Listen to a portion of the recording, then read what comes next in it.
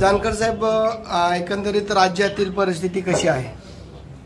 जवळजवळ मी काल माझं 26ला मतदान झाल्यापासून मी 12 मतदारसंघात लोकसभेच्या फिरून आलो. एकंदरीत वातावरण चांगलं आहे आणि देशात पुन्हा सत्ता एनडीएची येईल अशी अपेक्षा आहे. आज तुम्ही बारामती दौऱ्यावर आहेत, किती सभा?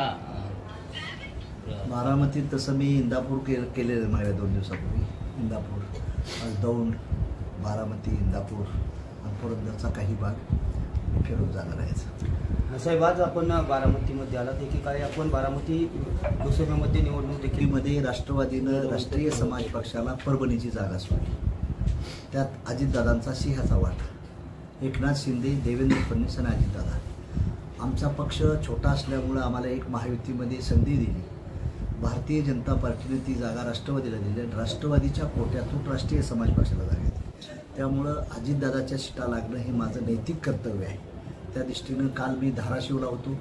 रणजितदादाच्या राणाची विशेष होत्या अर्चनाताई, त्यांचा प्रचार केला आणि आज सुनेत्रा वहिनीच्या प्रचारासाठी आज आलो.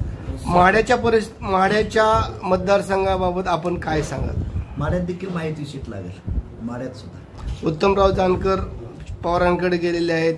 मोहिते पाटलांचा ते प्रचार करीत आहेत. त्यांचं नाव घेऊन मी मोठं करू शकत नाही. लीडर आणि लॅडरमधला फरक स्पष्ट करावा. आपण पत्रकार विद्वान आहात.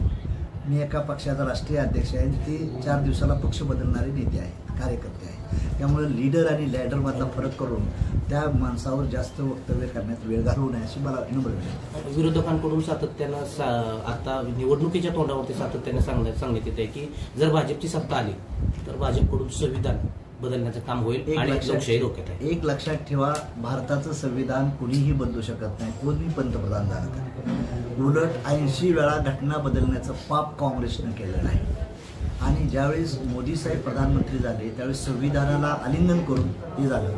त्यामुळं घटना बदलल्या. लोकांना बहकावात आणण्यासाठी ज्यांनी शाहू फुले आंबेडकरचा मक्ता घेतलाय ते बहुजन बांधवाला, दलित बांधवांना बहकवण्यासाठी घटना बदलण्याचा प्रयत्न करतात. पण आम्ही घटनेचे समर्थक असलेली माणसं आहे. अजितदादाचा पक्ष असेल, माझा पक्ष असेल, आम्ही तिथं कशी घटना, कुणीही घटना बदलणार नाही. एखाद्या माणसाला बदनाम केल्यासाठी केलेलं हे षडयंत्र आहे. त्यामुळे दलित बांधवांना माझी विनंती आहे की घटनेत आम्ही मागासवर्गीच आहे ना, आम्ही कशी घटना बदलून देऊ. त्यामुळं ही अपप्रचार आहे. अपप्रचारापासून सावध राहावं एवढीच माझी विनंती. ज्या भाजपकडून 400चा नारा दिला जातो, 400 पार केले जाणार. त्यातील युतीतले पक्ष असतील, सगळे असतील. पण एका बाजूला विरोधकांकडून सद्यस्थितीत असं सांगितलं जाते की 200च्या वरती बी जाण्याची शक्यता नाही, कारण भारतात वातावरण वेगळ्या पद्धतीचं बदललेलं आहे. एक लक्षात ठेवा, सरकार बनलेलं आहे इंडियाचं. विरोधकांना काही म्हणून द्या, त्यांच्यात मिळ तरी आहे का इंडियावाल्याच? इंडिया आघाडीवाल्यात कोण कोणाचा नेता कुठं आहे त्याचं तर तयारी माहिती आहे का त्यांना? त्यामुळं उगाच काहीतरी बोलू नये. सरकार बनलेलं आहे, एनडीएचं सरकार बनतंय, काय काळजी करू नका. बारामतीकरांना विनंती करण्यासाठी आलो की तिथं सरकार बनतंय एनडीचं, त्यावेळेस बारामतीचाही खासदार वर हात करण्यासाठी असावा ही विनंती करण्यासाठी आज बारामतीवाल्यांना. आपले सहकारी असे म्हणतात, ज्या धोरणासाठी आपण लढताय ते मेन म्हणजे धनगर आरक्षणाचा प्रश्न. देवेंद्र फडणवीस याच मैदानावर आले होते आणि आमच्याकडे सत्ता द्या, सत्ता आल्यानंतर पहिल्या 100 दिवसात आम्ही धनगर आरक्षण त्या ठिकाणी देऊ. आपण माहितीचे घटक पक्ष बरोबर गेलेले आहेत.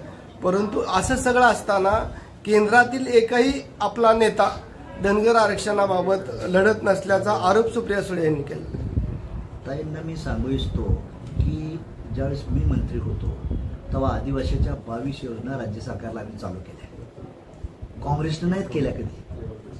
काँग्रेसनं आपलं सरकार होतं, कधी त्या 22 योजना चालू केल्या? आदिवासीला जी संरक्षण आहे तीच संरक्षण राज्य सरकारच्या माध्यमातून कॅबिनेटमध्ये मी स्वतः असताना पास केलेलं आहे. आणि त्या 22 योजनाला आम्ही पैसे दिलं.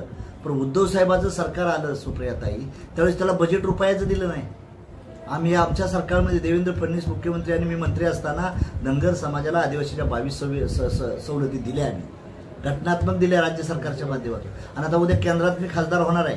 केंद्रात देखील त्या आदिवासीच्या 22 योजना आहे त्या लागू करण्यासाठी मोदी साहेबांना विनंती करणार. आणि ती महाराष्ट्रात जसा कायदा बनवलाय तसाच तिथं बनवणार.